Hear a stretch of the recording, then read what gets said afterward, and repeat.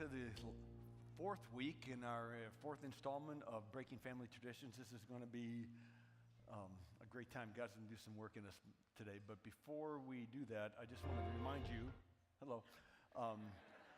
just want to remind you that we've got a couple bins out there, and what those bins are for is for all of us to be involved in helping getting ready for our Nicaragua trip. And we'll be taking an offering at the end of this service for Nicaragua specifically, but that is separate from this. And what those bins are for small children's summer clothing, new or used, gently used. And the other bin is for toiletries. And there's a list in your program of those toiletries that we are accepting to take with us. And we just put those together with food, and we go out to homes in the area that we go to and we distribute that. It really makes an impact. And so if you've got either stuff at home that's new or want to go out and purchase something, you can do that, okay? And then bring it. We need to have it really by next weekend in order for this to work, because it's coming close and we need to get packing, okay? These weeks, what we are talking about, in case you have not been here, and if you haven't, please go on our website or get our phone app and get there so you can listen or watch it. We've been talking about all of us have good intentions. We got ideas about what we want to be like as a father, as a mom, as a son, what we want our kids to be like, those kind of things. And there's something, in spite of our good intentions, like I'll never do this again, I don't want to go here, still there's this thing that pulls us back every once in a while, in spite of our good intentions. And what we've been calling that are these negative family traditions. Now, there are a lot of good family traditions, don't get me wrong, but there are also a lot of bad ones, some of which we don't even know we have. It's just been part of our family system, our dynamics, and we don't really realize how damaging those things have been. Some of them have been passed down for generations. And so that's what we're looking at these weeks, and how to break those. And this is what we started out with. Let's put it up. Negative family traditions are so powerful that they will override our convictions, our values, our beliefs about what God said in His Word. They are so powerful, they'll override what you say you believe about God, what your intentions are, what you hope to do. Everything. It can just override the whole thing. These things are so powerful. And so in order to get past those, there are some tools that God gives us, and they're not just one-shot things. These are things that we have to build a lifestyle around. First thing we said is this, and this has to be number one. I refuse to excuse. That, I could say, yeah, well, my parents did this, yeah, my family was like this, and so that's what makes me the way I am. There may be some truth in that because these things are powerful, but it's saying, I'm not blaming them.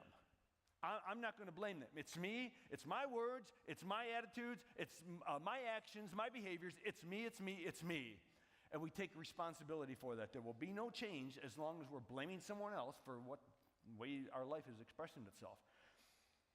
And then we gave, last week, some really solid things that need to happen. First was remodeling our life, because a lot of us have models that haven't been very good for us. And all we've got in our mind, we've got a poster up of something that is not a good thing. How to be a mom, how to be a dad. This is how the family ought to look. You, as I said last week, you never did put up, if you ever put up posters in your home, you never put up a poster of a sports person that couldn't play very well. You didn't do that. You didn't put up pictures of ugly models. They were pretty, kind of, maybe you aspired to, or the guys put this up thinking, wow, she's really cool. But we've all got these models, and some of us have posters in our mind of just really horrible models that we're looking up to, and you don't really want to be like that, but that's what you've got. We've got to remodel our life and get some good role models, and there are a lot of those in our church. Not perfect, but people who are on the right good path with their families, and I'm hoping that you will somehow get connected with other people like that. Maybe you already are, but that you can have a new picture of what family should be, about what husband should be, wife should be. Then we said you got to purge your life. That means purging everything that could have the potential to drag me back into those traditions. I want to change. I want to be different. But most of us have things in our life that are going to drag us back if we're not careful. It could be places. It could be things. It could be any number of things. It could even be relationships. And I shocked some of you last week when I said this, that there are some of us that we need to purge our relationships. even within our family, because there are some of those relationships that when we get with them, when we get into the dysfunction, we get pulled right into that. And it doesn't mean that you don't love those people, you don't respect them, but sometimes there's some of you that you need to put a little bit of time, a little bit of distance between you and those people that are, giving that tradition to you. Again, it's not lack of love, lack of respect, but here's the thing. You need to deal with those relatives on your terms, not on theirs. And so I don't know what that's going to involve for you. The last thing we said is this, is that I've got to make God's word my standard. I've got to make God's word the baseline for my life. What God says goes. And anything in my life that I'm trying to do or thinking about doing that is north, south, east, or west of that bullseye for life that God puts up, it's not going to work.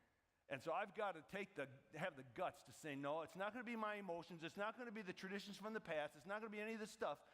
It's going to be God's word that's going to be the baseline for my life. That is huge. Now today, we're going to talk about 3 common traditions, especially to men. That's why we title this Manly Traditions. Because some of these are so ingrained in those of us who are men, we don't even know it. We don't even know that these things are going on. And from some of you men, I maybe get hate mail afterwards. Some of you gals, you're going to write me thank you notes.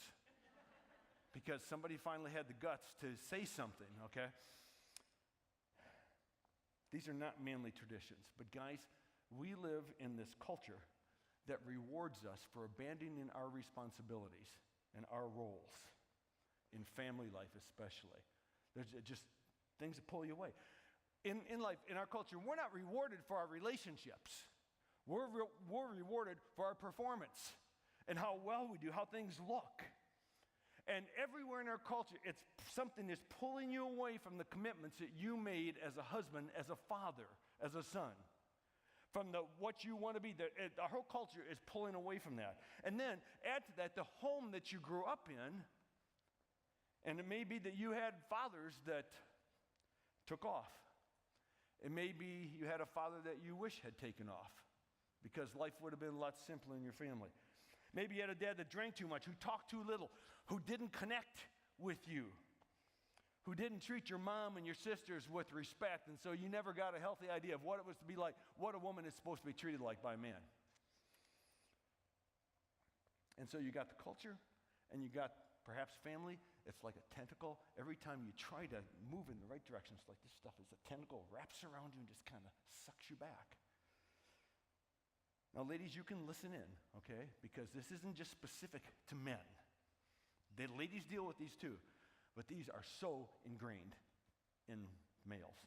And we're going to look today at someone, if you've never been to church before, by the way, if you're brand new, I want to meet you afterwards, so come out to the Connection Center. I'll be hanging out there. I'd love to meet you.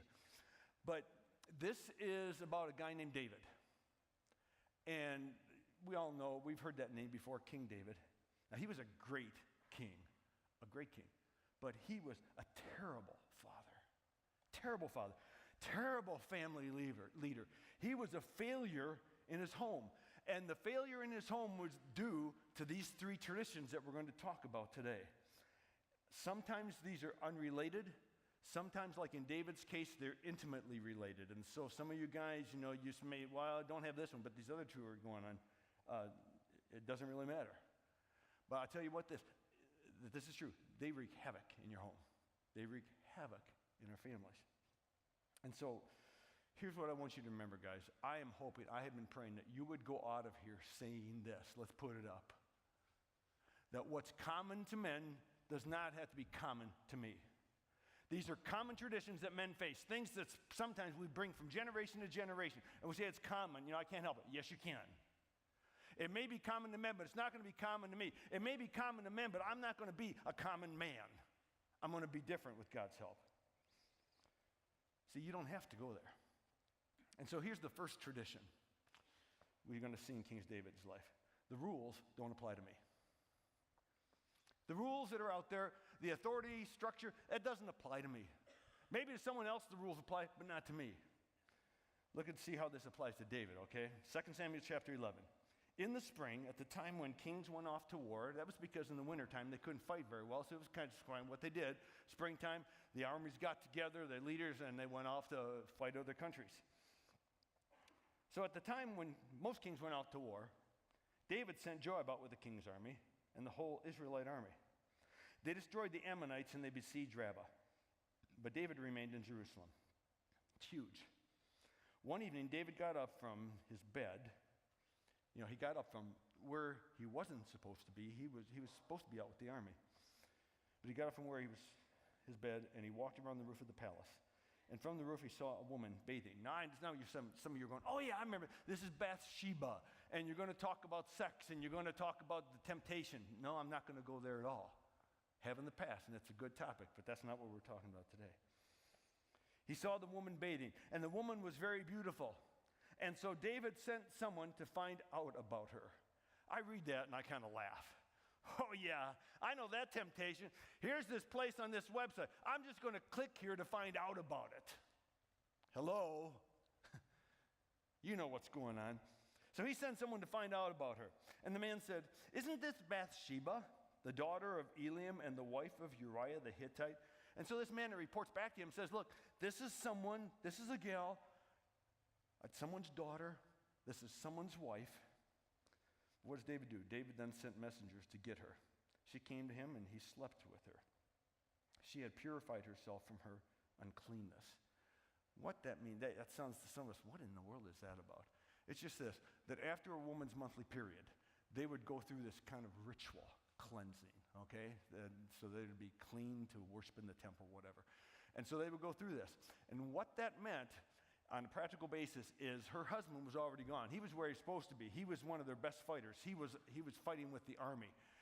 She had cleansed herself at some point after he left. And so what that means is if someone had relations with her, it was going to be someone else's kid and not the husband's because he was gone. So that's a very, very important detail. So he slept with her, and then she went back home. Now here's where we see this tradition. Here's the king. I'm the king. I don't have to go to work. Most kings do this. I don't do this. I'm the king. I don't care whose wife she is. I'm the king. She's a beautiful woman. I'm the king. I'll take her. I'm the king. I'm above the law. I'm above the rules. And if there are consequences, I'm cool enough, I'm smart enough, I can deal with those. Now, you see what I'm talking about, guys?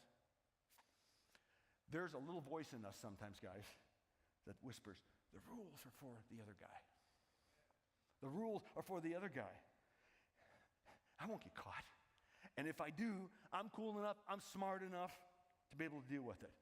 And we find ourselves then moving outside the boundaries, or really close to them, outside the boundaries of morals, of ethics, of what God says.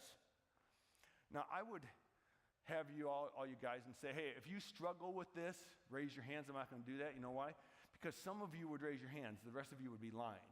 And so I don't want to make you all lie. So I'm not going to go there. But here's David. He thinks he's pretty cool. Nobody knows what he has done.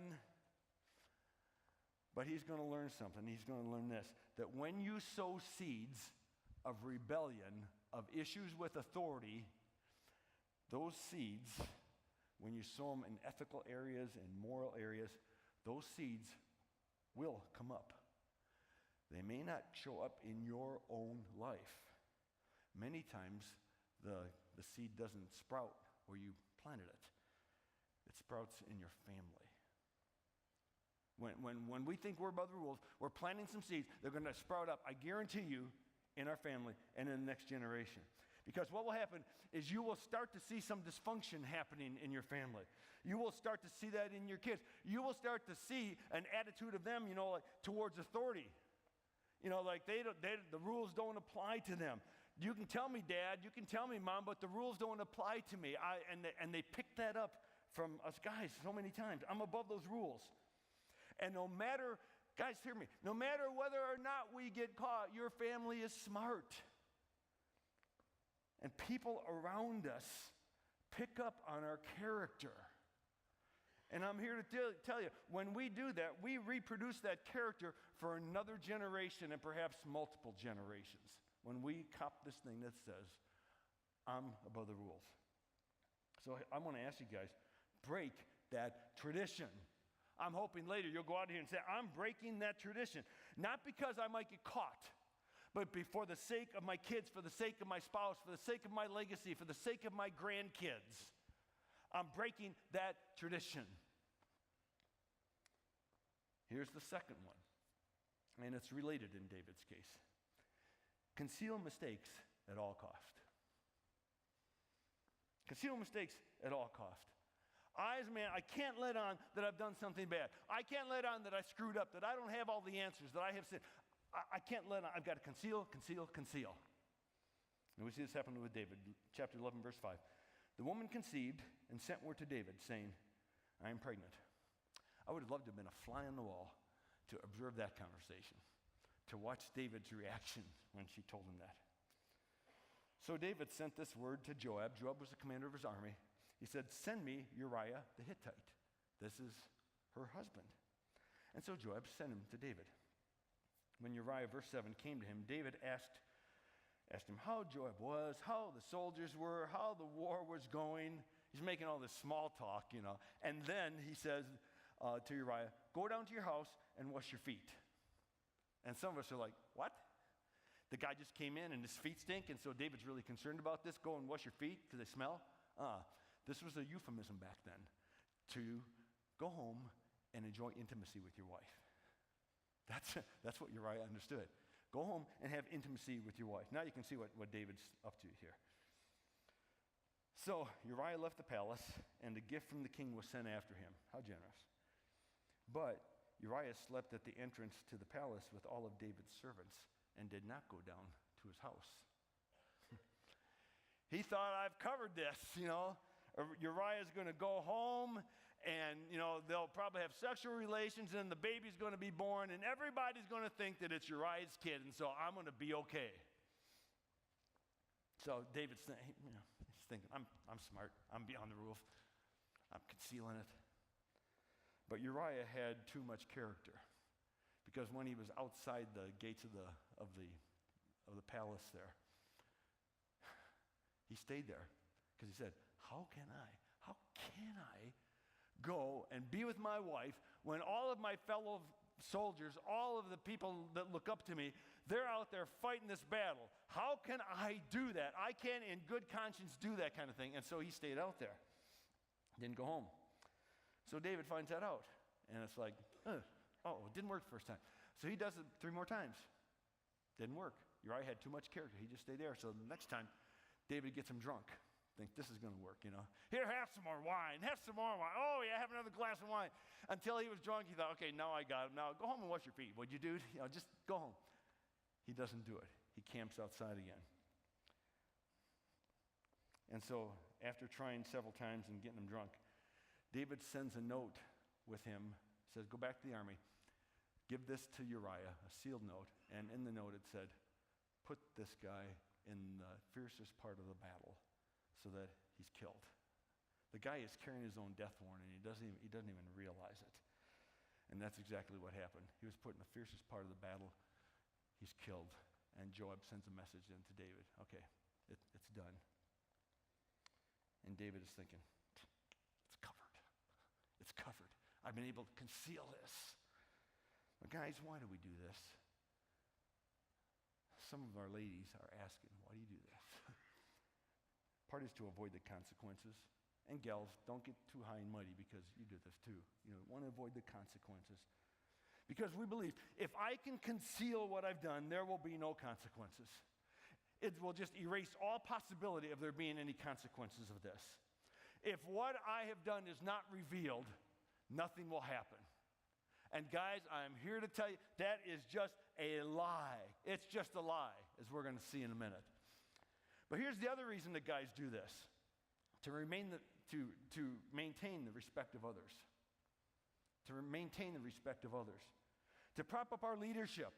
To prop up ourselves in the eyes of our family and our kids and others, so that they will continue to follow us, so that they will continue to respect us. If they ever found this out, man, I'd be in trouble because they wouldn't respect me. I want them to see me. I don't have any faults. I've got it all together. I never make mistakes.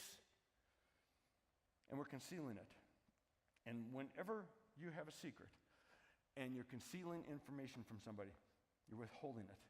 I'm here to tell you, between you and those people that you're concealing from, there's a wall relational wall that starts to get built. There's a wedge there.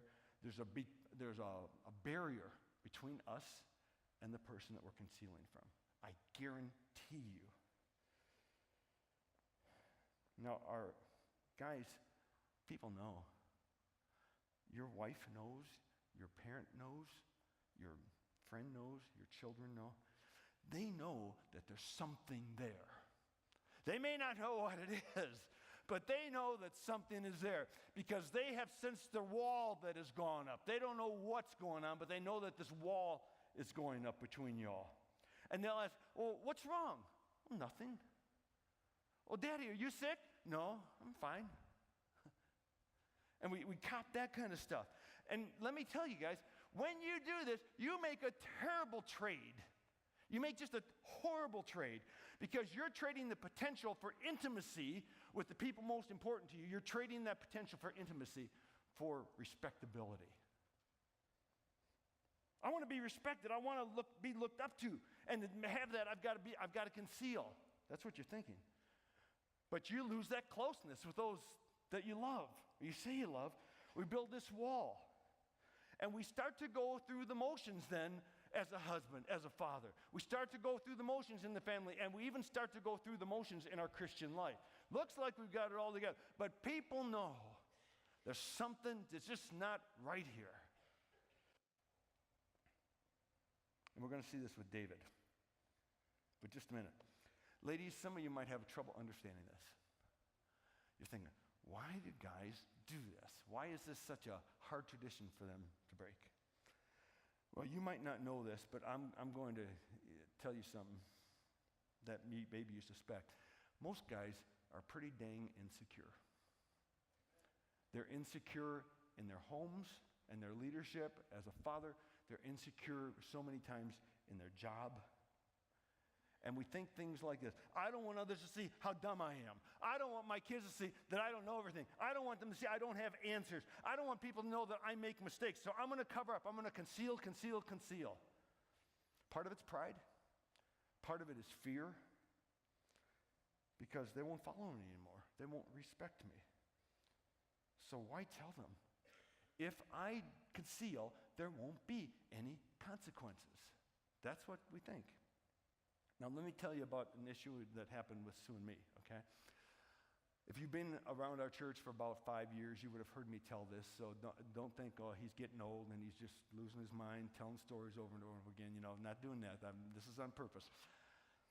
Back when we were at our other facility, I had a laptop, and so I loved to go outside and use my laptop when the weather was nice. I'd go out there by the barn. There was some seating there. I'd go out there and sit. And I'd take my papers with me, I'd take my laptop, and that's what I did this particular day. And I was out there for 2 or 3 hours. I'm working, getting a lot done, you know. And then it's like, oh, man, I've got an appointment or something's going on. I got to get back in there. So quick, I gather my stuff. I had too much to go in one trip, right?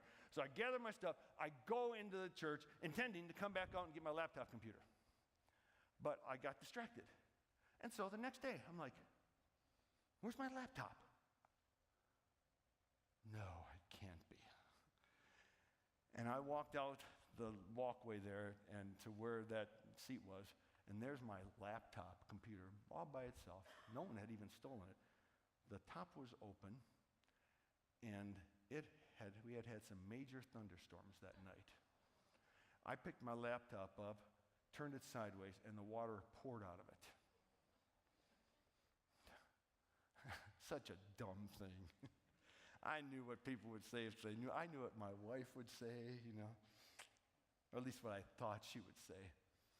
And so I took the laptop home right away, and I think Sue was working that night, and so I put it on our table downstairs. I put it in some rice. I'm a techie, so I took it all apart as much as I could, put it there so it would dry out. I put a fan on, stand there, blowing directly on that. I think, okay, I'm going to get rid of this, you know. And Sue comes home, and she says, what's wrong with your laptop? What do you got sitting there with a fan blowing on it for? And I said, oh, I got some moisture in it. Well, how did it get moisture in it? Exact words. Oh, that just happens sometimes. So, wasn't done. Next day, my wife will tell you this is the honest to God truth. She comes and says, well, you know, I still don't understand. How'd they get water in it? And I just said, that just happens sometimes. And she said, because she was starting to suspect, she said, were you drinking soda and you spilled soda on it? And I'm like, no. You accuse me. And then she says this one, this is great. Were you using it while you were sitting on the toilet? And I'm like, how is it going to get wet if I'm sitting on the toilet? I mean, you don't want to go there, right? It's like so it still wasn't working. I had it out there, I was trying to dry it out. And next day she again says, what? I don't understand. How did it get water in there? And I put it off for one more day. But my wife, she's like a bulldog. Bless her heart, she'll get some and won't let go of it. And I'm a better man because of it, I'll tell you what. But she asked me again, and finally I left it out in the rain at work, and it got full of water. I don't know if it'll ever work again.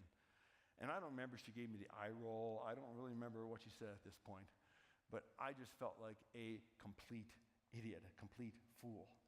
Now, guys, why do we do that? And you say, Bill, why do you even tell me that story? It's because the relational wall started to go up. She knew something was wrong, and I was hiding from her. I was concealing. I was lying to her, and finally said, I can't do this anymore. Because I even felt the wall starting to go up. And some of you guys, the walls go up and have gone up years ago. And you still got something you're concealing, and that wall is still there, and it's going to be there until you come clean. But you won't respect, you won't. No. You're really risking a lot. And why do we conceal anyway? Come on now, your family figures you out. Our families figure us out. I mean, by the time a kid's 16, they know you're not God. They know you're not even Bozo the Clown. Really, they know. So David, he managed the consequences. He did. And he thought that he concealed it. But in doing so, he sowed an attitude in his family. And because of that, he spent the rest of his life paying for it. And you can read this yourself in the subsequent chapters. He lost 7 of his children to tragic deaths. And it was all tied in to this original thing, every bit of it. So, man, I'm hoping that today you will say, when I mess up, and that emotion starts to rise up in me, conceal, because if I don't, they won't respect, they'll think I'm dumb. When that emotion starts to rise up, I'm asking you to say, no, I'm not going to go down that road. I am not going to sow that seed in the future generations. I'm just not going to do that. It may be common to men, but it's not going to be common to me. I'm not going to be a common man. Here's the last one. And I'm not going to read all the scripture for this. This is 2 chapters. You can go and read those chapters, chapter 13, 14, 15, right in there. Well, here it is. Emotional and relational support isn't important.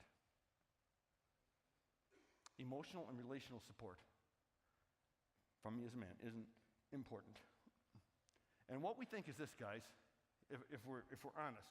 As long as I keep the roof over their head, as long as I keep food on the table, as long as I give them stuff, as long as I give them money, as long as I provide, I get an A. And it is so common. I mean, ladies do this too, but especially for men. We get this idea that I want to give my kids financial support, but not emotional support. That is such a dead end, such a dead end. Maybe it's just that you don't want to get relationally connected, or you don't know how. I'll just tell you guys, give you a little hint. Your family's looking for you sometime to say, I feel. Now, some of you don't know how you feel. So what you can start out is, I feel hungry. I feel tired. That's not going real deep, but it will get you started, okay? But this whole thing gets worse if you think the rules don't apply to you. Yeah, I know that this should be an important thing, but the rules don't apply to me. It's going to be okay. I'll just keep, concealing, and I'll keep giving stuff to my kids and my family, and, things are going to be okay. And then we start to go through the motions in our family life, and we do our thing, and the wall starts to get taller because we're not investing emotionally, relationally in the family. Now, What you will read if you read those chapters and before all this, you'll find that David had disengaged from his family. We see this even before the thing with Bathsheba. That he had kind of copped this attitude that he's getting rich, he's got all the money, all this stuff, a lot of respect and everything. And so he's starting, you can read, he was disengaging from his family in this very way that I'm talking about. And then after the incident with Bathsheba, and he tries to cover it up, some years down the road, the seed started to come up. One son rapes his half-sister. His name is Ammon. Rapes her. Says David's furious about it, but he does nothing. He doesn't engage with the family. He's all, things will be okay as long as I provide, as long as I keep the family going, keep the roof over their head, it's going to be fine. I'm not going to deal with the family dynamic kind of thing. And then another son, his favorite son, Absalom, who happened to be the full brother of Tamar, the girl who was raped, he sees that David isn't doing squat. His dad's not doing anything. His dad is disengaged from the family. And he's seething with anger. And so he murders his brother who had done the rape. And then he flees. He just leaves the country for 3 years. And finally, 3 years go by, and David's, he's gotten over the death of his son who was murdered. And someone convinces him to say, isn't it time that you brought Absalom back? Isn't it time? And so he brings him back. He's kind of in his own apartment in Jerusalem, and David doesn't see him for another 2 years. He's just totally disconnected. Now, guys, we have a natural tendency to do that. We'd rather substitute stuff than invest emotionally and relationally in our family. In fact, some of you had a dad like that, and that's maybe where you saw this. And you would say, yeah, my dad, we go fish and we do these things, but there's just something there. We just don't connect like I would expect father and son to connect. And for guys, this is a whole lot easier at work, isn't it, guys? I mean, the expectations, it's kind of hard to figure out the emotional, relational part sometimes. The expectations at work, though, are very clear. I mean, you know what it is. You come, you do your job, you perform, you get your pay stub, or you check your balance that had transferred. It's very, very clear what you do there. You don't have your boss come to you and say, hey, why don't you go down, Bill, and go down to marketing? Those guys really need your presence right now. They're going through a lot of pressure. You need to go down there and encourage them. Or come here, Bill. You look like you need a hug. I don't do that at work. It's just you perform, you meet the expectations. This relational stuff doesn't really have anything to do, and that's a lie, actually, too. People that are good at relationships do much better at work than those who don't. But what's one sign that we're doing this in our homes? Please get this, because this is a sign. When we focus on controlling behavior rather than nurturing relationships. You see, that's what David was focused on. When we are focused on controlling the behavior of our kids, of our wife, more than nurturing relationships. If everyone's behaving properly, if things are going well, family's going good, they're getting good grades, everything else, we feel good about ourselves because we're much better at controlling behavior than building relationships. And as a result, instead of coaching our kids, we command them. And they learn to perform for us. Instead of training our kids, we punish them. And the relational connection just goes away. So guys, your family needs a relational connection with you. Some of your families are on the verge of dying, or it's starting to really wither. So do whatever it takes. Do whatever it takes to start to nurture those relationships in your family. I would even go back and say, I'm sorry, I haven't done this. I didn't know. Just you admitting that could be huge in your family. But do whatever you can. Because when your kids get to 20, 30, 40 years old, you don't want to overhear a conversation where you hear them say, yeah, my old man, yeah, he did stuff for us, he bought us stuff. But man, I don't understand him. I don't get it. We don't have any kind of a connection. You don't want that. Especially because that's what's going to get passed on to grandkids. Guys, the ball is in your court. Refuse to excuse. Say, it's me. I'm not going to blame anybody else. I'm not going to blame my dad or anybody else in my family. You got to figure it out. how not to go down that road that David did. You got to figure it out. Because if you don't, you will ruin your legacy. You will sow seeds that I guarantee you will be repeated in future generations. So imagine with me if every man at Dayspring that's been here this weekend would say, it may be common to men, but it's not going to be common to me. It may be common to men, but I am not going to be a common man. I'm hoping that some of us guys, that we just, in our spirits, we stand up and say, that's going to be the future. I don't care what happened in the past. This is what I'm going to do with my future. I am breaking this tradition. What if we said, I'm going to submit to authority. I'm not going to act as if the rules don't apply to me. Because I don't want my kids growing up with this authority problem and then getting into all kind of trouble. Maybe some of us are starting to see that already. I want to nip this in the bud. I'm not going to give the impression that the rules don't apply to me. I'm not going to let my morals and my ethics, because of that, be overwhelmed. I'm going to stop lying. I'm going to stop concealing, hiding my mistakes. Because I don't want to give these kids and my grandkids a pattern that they're going to repeat. I'm not just going to control their behavior. I'm going to connect relationally. And I may not be very good at it, and I may need to learn how, and they're going to have to be patient with me, but I'm going to do it whatever it takes. Imagine if every man here would do that, either in your marriage now or future marriage with your fiancé, whatever. Maybe there would be some of us that need to go back to our families and talk to the families of origin. I don't know. But you don't have to be a common man. You don't have to be. You can be different, because if you are a Christ follower, then you've got the Holy Spirit living in you. And that alone gives you the potential to be a different kind of man. That gives you the potential to go out and blaze a brand new trail for your family, where you've broken those traditions from the past and you're going forward in a healthy way. You've got little ones, many of us do, that are looking to you right now. Some of us have grandchildren that are looking to us. What will you do? Let's pray. I'm not going to ask you to raise hands or respond like that. But I'm just going to ask you to be honest with yourself and with God in these moments.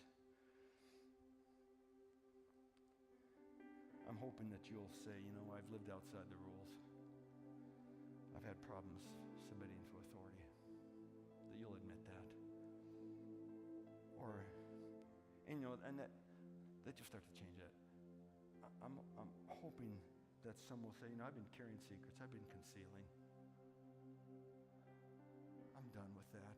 It takes so much energy to do that.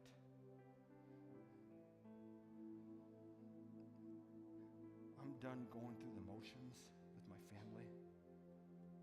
I'm done with not having the relational connection, the emotional connection that I know I should.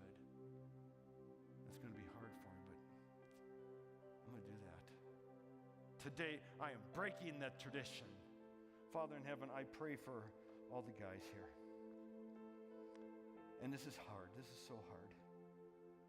But Lord, for that person that has kind of lived outside the rules, I pray that their family will start to see something different in how they respond to authority. I pray they will see their dad, their son, their husband start to submit, especially submit to your leadership in their life. I pray for Lord, that guy that's here today that is carrying secrets, who has built a wall without even knowing it. And I'm praying today you'd give them the courage to come clean about that, to stop concealing. And Lord, I pray for that guy who's going through the motions with their family. I pray that you would help them to stop focusing on controlling behavior, but to nurture those relationships with their wife, the fiancé, their son, their daughter, their grandkids. Please, Lord, help them to do that. And I pray that down the road, another 6 months, a year out, we'll hear stories about guys whose lives and whose families they're to go in a different direction because they say it may be common to men, but it is not going to be common to me. Lord, may it be so. In Jesus' name, amen.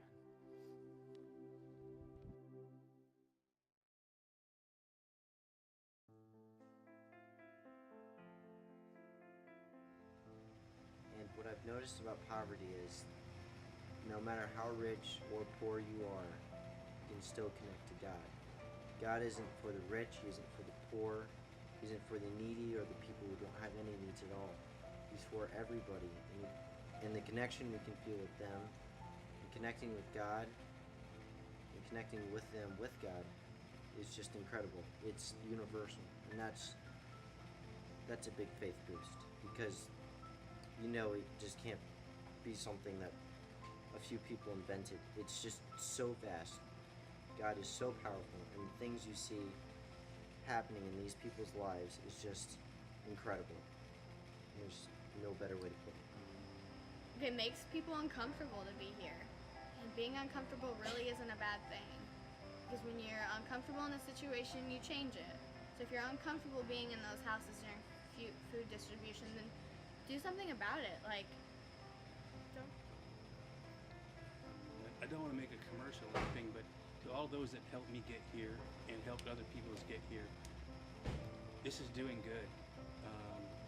And if you have the opportunity in the future, I beg of you to offer up your funds, your prayer, and everything to this cause, because it's truly amazing the things that are accomplished down here.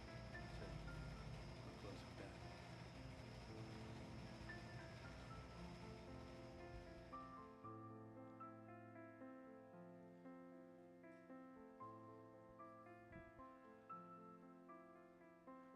I just want to say, yes, thank you, Dayspring, because you're making a difference. Through your generosity here, you're making a difference, like I said, and you've also made a difference in Nicaragua. A number of years ago, we decided to stop taking mission trips to all different places every year, but rather to go to one place every year and build relationships. And so that's what we've been doing. Past 5-6 years, we've been going to a place just outside of Managua, Nicaragua, and there we go to the same church. We work with the church people. Get to know them. Now we go down there, we're friends. They say, hey, your name? Dayspring, around in the community, but the church people know us now. And it is so cool to be able to have those relationships and to build into them year after year, rather than just handing out money and being the gringos that are rich. We gone on there actually and make a difference.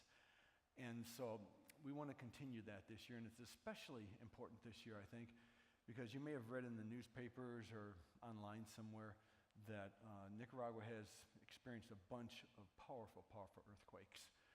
In the early days, this has been about 6 weeks ago, their most powerful one, I believe, was either 6.2 or 6.4, and they had two in that range, and they've had multiple ones that have been 4 point something right in that whole area of Managua, and they continued the aftershocks. We talked by phone with one of the guys one of our translators down there, a 20-year-old, talking with Carol Lee, and he wept as he was talking about the fear and everything else that was among the people. And one of the reasons that fear is there, even more so in that area, is because back in 1972, the city of Managua was almost completely decimated and destroyed by the huge earthquake that went through there.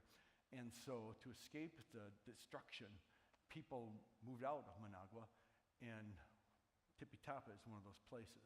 Really wasn't there before, but they took the stuff they could gather, the tin, the wood, stuff like that, and they moved away from all the destruction in the city, and Tipitapa was established.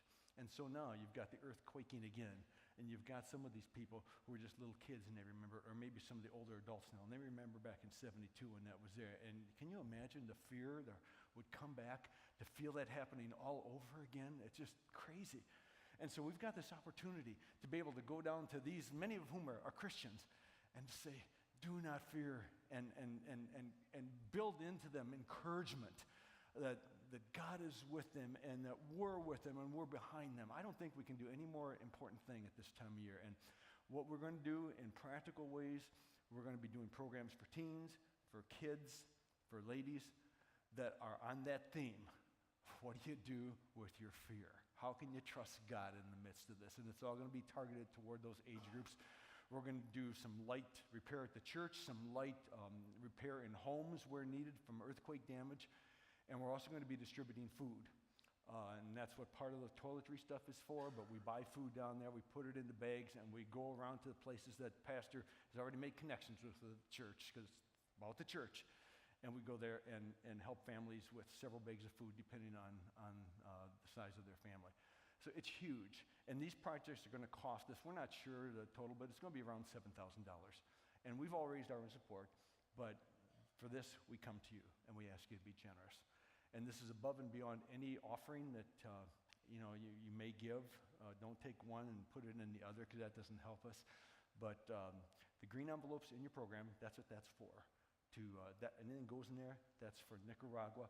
And if you must put one check in that divides it somehow, then make sure it's clearly designated what that will be. And thank you in advance for your generosity.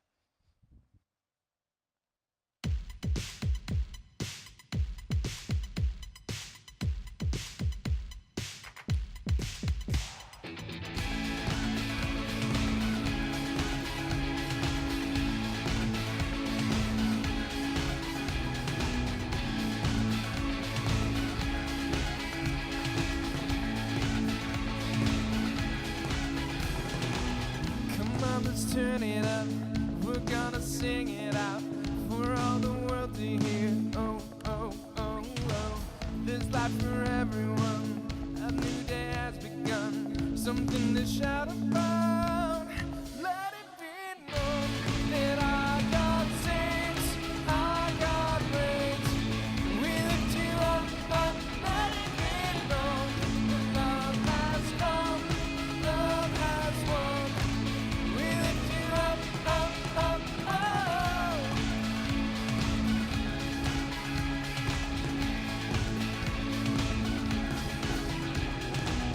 Nothing can stop us now, no one can keep us down. We found our voice again, oh, oh, oh, oh. No need for fear and shame, there's power in His name. Come on, let freedom reign. Let it be known that our God saves, our God reigns. We lift you up, up, let it be known. Love has come, love has won. We lift you up, up, up, oh. We stand and declare that with us.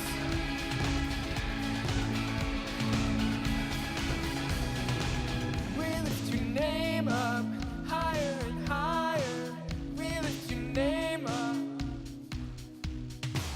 We shout your name out, louder and louder. We shout it out now. We lift your name up, higher and higher. We lift your name up, Jesus. We shout your name out, louder and louder. We shout it out now. Let it be known.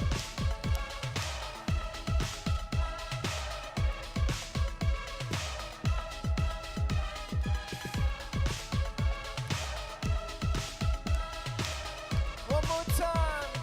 Up, up, let it be known that our God saves, our God reigns. We lift you up, up, let it be known. Love has come, love has won. We lift you up, up, up, whoa.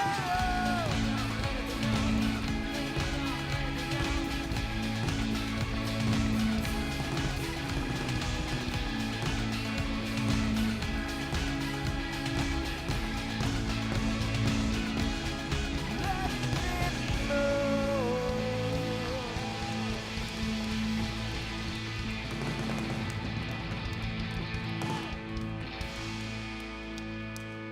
Well, you may have a seat. Do you thank our worship band? Woo. Okay, just real quick, I'm going to let you go in just a second, but there's one thing that I've got to address, kind of an elephant in the room before you go. And it may be an actual thing that you've asked about, or it's been something that's been on your mind, so it's an elephant in the room in that way. And it's just this. Many of you know that back in August, I was diagnosed with non-Hodgkin's lymphoma. And you've also heard me say that I'm 63 years old. And so some people have asked me, others, I know it's in your head, when's he leaving? You know, when's he going to retire? Yeah, I mean, and even if you don't want that, you know, it's like, well, it's probably coming. And so I wanted to tell you about that because Sue and I have been praying for over a year about this time. We knew that it was going to be coming. And we've come up with the date, which is just going to be a little over 2 years from now. And so wanted to put that out there for you, not to shock you, but to tell you that in these 2 years are really, really going to be important. And right now, we brought in a consultant to help us think through these questions because there have been loads of churches all over the church landscape that haven't done the succession right, and it has not gone well for the church. And I just love this church too much to let that kind of thing happen. And so we've got a plan that we're working on, and we'll let you know more about that. But right now, the elder board is passionately seeking God for wisdom, passionately wanting to put together a plan to make this a healthy thing for our church because it's too important not to do right. So letting you know about the 2-year thing, I want to be clear about a couple things that may be in your mind. First, this has nothing to do with my health. I feel stronger, more energetic than I ever have, and so it has nothing to do with my health. I'm not going to drop dead on stage one of these days or anything like that. You know, that's not going to happen. So that's not what it's about, honestly, 0%. I want you to know this too, that Dayspring is bigger than me. Dayspring's bigger than me. It isn't about Bill. I mean, come on, let's be honest. It's what's best for Dayspring. Now, if you want to, when I'm gone, put a bronze statue out there of me, that's fine. No, just, no, please don't do that. No. But Sue and I are just convinced that, just like when we left Ecuador, when we were there for 11 years, we felt now's the time. And we're anticipating what God's got for us 2 years, some other thing that he wants us to be involved in. But that brings up the third thing. I want to be clear. This is not going to be a lame duck session, okay? This is not going to be a lame duck session. We are going to pursue our mission as powerfully as we can with as much passion because we continue to want to put the pedal to the metal in helping reach people for Jesus Christ and find change, life change in him, and change in future generations, what I talked about today. We are passionate about that. And so this isn't going to be lame duck. Now, having said that, don't come afterwards and ask me questions. Don't ask the elder board questions because at this point, we don't know. The best thing that you can do for us, we will, in September, we'll have the plan all put together. We will give you a report then. This whole process is going to be completely out in the open. There's going to be, nothing that we're not going to share with you. But right now, we just need you to join the elder board in prayer for that right person, whoever it is. We have no idea, for that right person and for God to honor this process because I do know this, folks. The best days of Dayspring are not behind us. The best days of Dayspring are out ahead in the next 20 and 30 years, and God is going to do something through this church. I am convinced that we just don't even have a clue about what it is. So, yeah, you can give God a hand for that. I believe that with all my heart. So no question until September, okay? Now get out of here. We'll see you. God bless you. Love you.